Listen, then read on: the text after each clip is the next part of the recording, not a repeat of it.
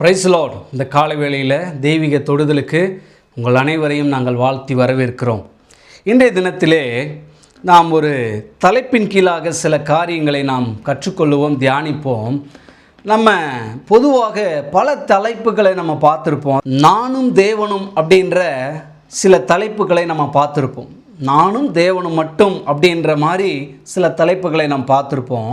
ஆனால் இன்றைக்கி காலையில் மக்களும் தேவனும் அப்படின்ற தலைப்பின் கீழாக இன்றைக்கி ஒரு சிறிய தியானத்தை வேதத்தின் அடிப்படையிலே சில வார்த்தைகளை வைத்து நாம் சிந்தித்து இன்றைய தியானத்தை நாம் துவங்குவோம். அதாவது மக்களும் தேவனும், மக்கள் நமக்கு என்ன செய்கிறாங்க, தேவன் நமக்கு என்ன செய்கிறார், இதை நாம் சிந்தித்து பார்க்க வேண்டும். ஏன்னா நம்ம மக்கள் கூட்டத்தில் தான் வாழ்கிறோம், சமுதாயத்தில் தான் வாழ்கிறோம்.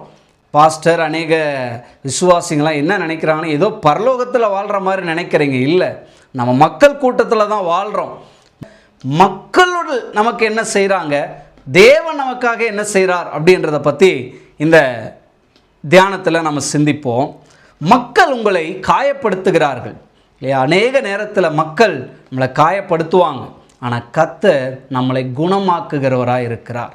மக்கள் நம்மளை ஒவ்வொரு நாளும் ஒவ்வொரு காரியத்தை சொல்லி நம்மளை காயப்படுத்துகிறவர்களாக இருக்கலாம், ஆனால் கர்த்தர் ஒவ்வொரு காயங்களையும் கட்டுகிறவராக இருக்கிறார். பாருங்க, அநேக நேரத்தில் மக்கள் நம்மளை காயப்படுத்துவாங்க. வெந்த புண்ணிலேயே ஈட்டியை கொண்டு வந்து பாய்ச்சுவாங்க, எரிகிற நெருப்பிலே எண்ணெயை ஊற்றுவாங்க, இதெல்லாம் செய்வாங்க. ஆனால் ஆண்டவர் என்ன தெரியுமா செய்வார்?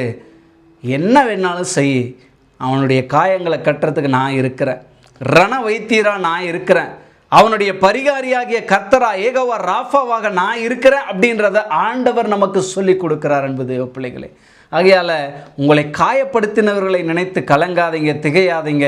எத்தனை பேர் உங்களை காயப்படுத்தினாலும் அத்தனை முறையும் அவர் காயங்களை கட்டுவதற்கு அவர் போதுமானவராக இருக்கிறார். ஸோ ஜனங்கள் எப்பொழுதுமே நம்மை காயதான் படுத்துவாங்க, ஆனால் கர்த்தர் தான் நம்முடைய காயங்களை கட்டுவார்.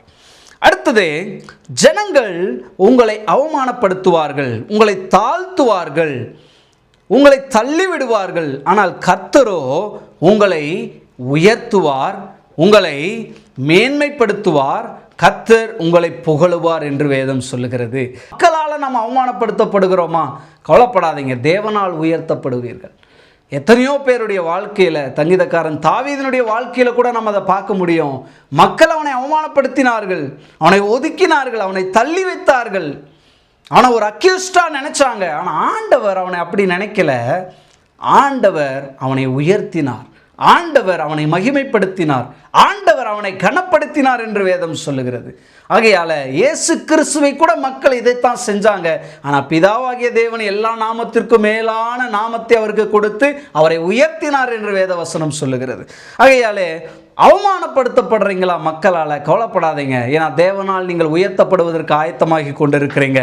அடுத்தது, மக்கள் உங்களை நியாயம் தீர்ப்பாங்க, அதாவது உங்களை ஜட்ஜ் பண்ணுவாங்க, கை கழுவி விட்டுருவாங்க. இவன் இப்படி தான், இவன் இப்படி தான் இருக்க போகிறான், இப்படி தான் வாழ போகிறான், இவன் வாழ்க்கை இப்படி தான் இருக்கும், இவன் உருப்படாதவன், உதவாதவன், இவன் படிக்காதவன், இவன் ஏழை அப்படின்னு சொல்லி மக்கள் நம்மளை நியாயம் தீர்த்துடுவாங்க. ஆனால் கர்த்தர் நம்மளை நீதிமானாக்குகிறார், நியாயப்படுத்துகிறார், நம்மை நீதிமானாக்குகிற வேலையை அவர் செய்கிறாருங்க.